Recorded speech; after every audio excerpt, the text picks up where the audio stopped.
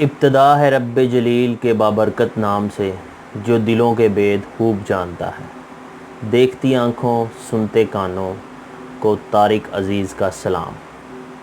یہ وہ الفاظ ہیں جو پی ٹی وی پہ، پاکستان ٹیلی ویژن پہ تقریباً 30 سال سے زائد عرصہ تک مسلسل سنے جاتے رہے، اور یہ جس پروگرام میں سنے جاتے رہے اس پروگرام کو ہم پہلے نیلام گھر کے نام سے دیکھتے رہے، پھر اس کو ہم طارق عزیز شو کے نام سے دیکھتے رہے، اور پھر بزم طارق عزیز۔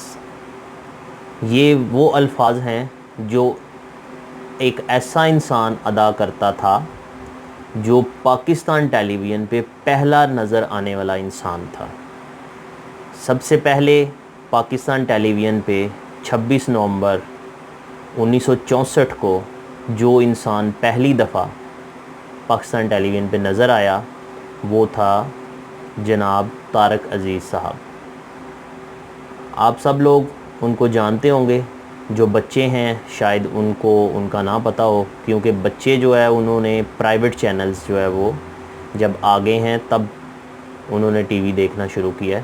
اب تو ٹی وی بھی بچے کم ہی دیکھتے ہیں، کیونکہ ان کو موبائل پہ ہی جو ہے وہ ساری انفارمیشن مل جاتی ہے، ایون کہ اپنے پسندیدہ ڈرامے بھی جو ہے وہ یوٹیوب پہ دیکھ لیتے ہیں۔ تو جب ایک ہی چینل ہوا کرتا تھا پی ٹی وی، تو پی ٹی وی پہ ہی سارے پروگرام دیکھے جاتے تھے، سارے ڈرامے دیکھے جاتے تھے۔ تب ایک شو لگتا تھا جسے ہم نیلام گھر یا بزم طارق عزیز اور پھر طارق عزیز شو کے نام سے اس کو ہم دیکھتے رہے ہیں۔ اور اس شو کے حوالے سے جو سب سے اہم بات تھی، جو کہ ہمیں پسند تھی جب ہم بچے تھے تو ہمیں پسند تھی، اور جو اچھا لگتا تھا آج بھی ہم اس کو اچھا سمجھتے ہیں، وہ یہ تھا کہ اس شو سے بہت زیادہ نالج بھی ہمیں ملتا تھا، اور انعام کو حاصل کرنا جو ہے اس کے لیے کوشش تھی۔ آج کل کے جو گیم شوز ہیں ان کو اگر ہم دیکھیں تو وہ زبردستی انعام بانٹ رہے ہیں، جبکہ طارق عزیز شو میں یا نیلام گھر میں انعام پانے کے لیے جو محنت کی جاتی تھی، اس محنت سے اس انعام کی جو اہمیت تھی وہ واضح ہوتی تھی، اور اس کو حاصل کر کے جو خوشی تھی وہ اور طرح کی ہوتی تھی۔ اس میں شعر و شاعری، بیت بازی کے جو مقابلہ جات ہوتے تھے، جو جنرل نالج کے یا اسلامک ہسٹری سے ریلیٹڈ کویشچن آنسر تھے کار کو جیتنے کے لیے، اور مختلف کالجز کے جو سٹوڈنٹس تھے ان کا آپس میں مقابلہ شعر و شاعری کا یا سوالوں جوابوں کا، یہ تمام چیزیں بہت ہی مزے کی ہوتی تھیں، اور ہمارا دل کرتا تھا کہ ہم اس پروگرام کو ہر روز دیکھیں، لیکن یہ پروگرام ہفتے میں ایک ہی دفعہ ہمیں دیکھنے کو ملتا تھا۔ آج آپ سے یہ ساری باتیں میں کیوں کر رہا ہوں؟ کیونکہ جناب طارق عزیز صاحب اس دنیا فانی سے کوچ کر چکے ہیں۔ آپ نے 84 سال کی عمر پائی، اور ایک لمبا عرصہ جو ہے وہ شو بیز میں گزارا، ٹیلی ویژن پہ گزارا، اور سب سے اہم بات جو تھی وہ یہ تھی کہ تہذیب اور اخلاق کے دائرے میں رہتے ہوئے انہوں نے سارا کام کیا، اور اردو کو ہماری زبان کے طور پہ ٹی وی پہ جس طرح سے انہوں نے استعمال کیا، جو بچے تھے اس وقت کے ان کو اردو سے جو ہے وہ شناسائی انہوں نے دلوائی، اور بہت زیادہ بچوں کو اس چیز کا فائدہ بھی ہوا۔ اور ان کے بارے میں آج ہم گفتگو کیوں کر رہے ہیں کہ ہمیں کسی بھی انسان کی زندگی سے نا کچھ سبق حاصل کرنے چاہیے۔ تو جناب طارق عزیز صاحب کی جو لائف ہے اس کو اگر ہم اسٹڈی کریں، اس کو دیکھیں، تو کچھ چیزیں جن کی ہمیں سمجھ آتی ہے اور ہمیں انہیں اپنی زندگی میں اپنانا چاہیے۔ سب سے پہلے ان کو پڑھنے کا بڑا شوق تھا۔ ان کے گھر کی ایک دفعہ جو ہے وہ ویڈیو دیکھی میں نے، ٹی وی پہ دیکھی، تو یہ دیکھا کہ ان کے گھر میں ہر جگہ پہ کتابیں ہی کتابیں تھیں، جس سے یہ پتہ چلا کہ ان کو کتابیں پڑھنے کا بہت شوق تھا اور علم حاصل کرنے کا بڑا شوق تھا۔ اور دوسری بات جو ان کی زندگی میں بہت ہی اہمیت کی حامل تھی کہ وہ انتہائی عاجز آدمی تھے، ان میں غرور یا تکبر جیسی کوئی چیز نہیں تھی، اور انہوں نے کبھی آج تک یہ نہیں کہا کہ یہ میں نے کیا یا یہ میں کر سکتا ہوں۔ انہوں نے کہا میں جو بھی کرتا ہوں میرے اللہ کی دین ہے، اگر میری آواز سے لوگ اٹریکٹ ہوتے ہیں، میری گفتگو کو لوگ سنتے ہیں، تو یہ اللہ کی دین ہے، میں کچھ بھی نہیں۔ تو مطلب کیا ہوا کہ اللہ تعالیٰ نے انسان کو یہ نعمتیں عطا کی ہیں، تو ان نعمتوں کا اسے ہمیشہ شکر ادا کرتے رہنا چاہیے۔ اس کے علاوہ ایک اور بڑی اہم بات جو ان کی زندگی سے ہمیں پتہ چلتی ہے وہ کیا ہے کہ اللہ تعالیٰ انسان کو جس حال میں رکھے، انسان کو اس حال میں خوش رہنا چاہیے۔ آپ کو شاید پتہ ہو کہ نہ پتہ ہو، جناب طارق عزیز صاحب کی کوئی اولاد نہیں تھی، تو وہ اس چیز پہ بھی بہت زیادہ اللہ تعالیٰ کے شکر گزار تھے کہ جیسا بھی اللہ تعالیٰ نے ان کو رکھا ہے وہ اسی پہ جو ہے وہ اکتفا کرتے تھے۔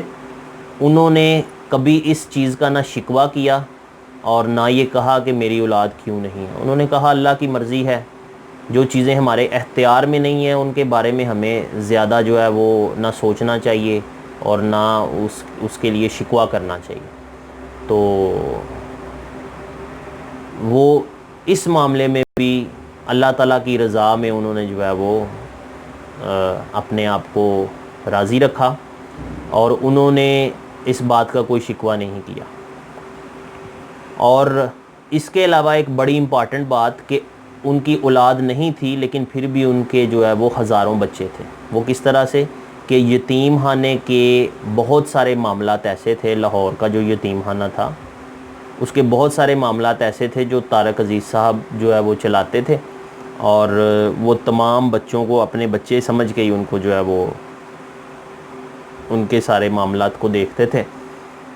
اور انہوں نے جو وصیت کی ہوئی تھی وہ یہی تھی کہ ان کی جتنی بھی کمائی ہے وہ ساری ویلفیئر کے لیے استعمال ہو، پاکستان میں رہنے والے لوگوں کی ویلفیئر پہ ان کی جو ہے وہ کمائی استعمال ہو۔ تو یہ بھی ایک اچھی بات تھی ان کی، جو کہ ہمیں پتہ ہونا چاہیے کہ اللہ تعالیٰ نے انسان کو جو بھی عطا کیا ہے وہ اللہ تعالیٰ کی طرف سے انسان کے پاس ایک امانت ہے، اس امانت کو آپ ایمانداری سے استعمال کریں اور لوگوں کو اس سے نفع پہنچائیں۔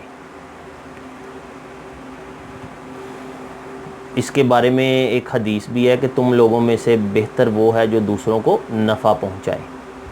تو اس حوالے سے بھی ان کی یہ بات بھی جو ہے وہ بڑی اچھی تھی، جس کو ہمیں اپنی زندگی میں بھی لانا چاہیے۔ اور اس کے علاوہ جو ایک چیز بڑی اچھی مجھے لگتی تھی ان کے پروگرام کے آخر میں، وہ ہمیشہ ایک نعرہ لگاتے تھے، اور وہ جو نعرہ تھا وہ جب لگتا تھا تو پورے کا پورا حال جو ہے وہ اس کا جواب دیتا تھا، اور وہ نعرہ کیا تھا؟ پاکستان زندہ باد۔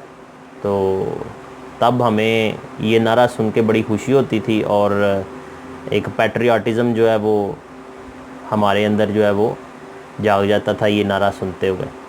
تو طارق عزیز صاحب کی یاد میں وہ ایک چھوٹا سا کلپ جو پہلی دفعہ انہوں نے ٹی وی پہ بولا تھا وہ بھی اس ویڈیو میں آپ کے لیے ایڈ کروں گا، جو کہ اس ویڈیو کے اینڈ پہ چلے گا۔ آپ اس کو بھی ضرور دیکھیے، آپ کو پتہ چلے کہ پاکستان ٹیلی ویژن پہ پہلا کلپ جو ہے، پہلا ویڈیو پیغام جو ہے وہ کس طرح سے آیا تھا۔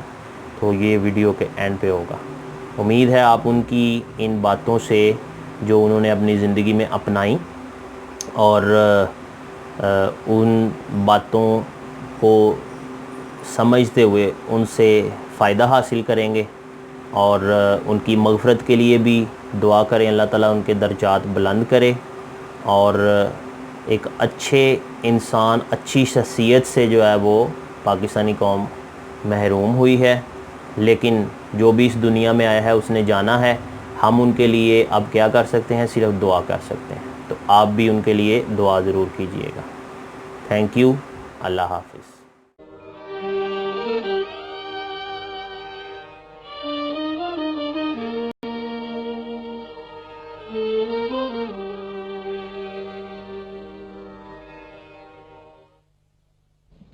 بسم الله الرحمن الرحيم. السلام علیکم. پاکستان ٹیلی ویژن سروس کی جانب سے طارق عزیز آپ سے مخاطب ہے. خواتین و حضرات، آج جمعرات ہے اور نومبر کی 26 تاریخ. آج کا یادگار دن پاکستان میں ٹیلی ویژن کے حوالے سے ایک تاریخ ساز دن ہے. آج وہ دن ہے جب اپنے اس لاہور میں، اس شہروں کے شہر میں، اس کالجوں کے شہر میں، اس باغوں کے شہر میں، اس پھولوں کے شہر میں پاکستان ٹیلی ویژن اپنی نشریات کا آغاز کر رہا ہے. ابھی کچھ دیر پہلے صدر پاکستان جنرل محمد ایوب خان کے ہاتھوں نشریات کا باقاعدہ افتتاح ہوا. اس وقت شام کے 6:30 بجے ہیں. ایک نگاہ گھڑیوں پہ ڈال لیجئے تو ہماری نشریات کا باقاعدہ آغاز ہوتا ہے. میں آپ کو ترتیب اور تفصیل بتا رہا ہوں. ابھی کچھ دیر کے بعد موسم کا حال بتایا جائے گا. بچے اپنا پروگرام دیکھیں گے. ہماری کوشش ہوگی کہ بچوں کو کھیل ہی کھیل میں بہت سی کام کی باتیں بتائی جائیں. تو بچوں، آج ہم آپ کو بتا رہے ہیں کہ ہوائی جہاز کیسے بنایا جا سکتا ہے. اس پروگرام کا عنوان ہے ہوائی جہاز خود بناؤ. اس کے بعد بچے کارٹون دیکھیں گے. ابھی تک تو بچوں آپ نے کارٹون کتابوں میں یا اخباروں میں دیکھے تھے، لیکن آج ہم آپ کو چلتے پھرتے کارٹون دکھائیں گے. ضرور دیکھنا.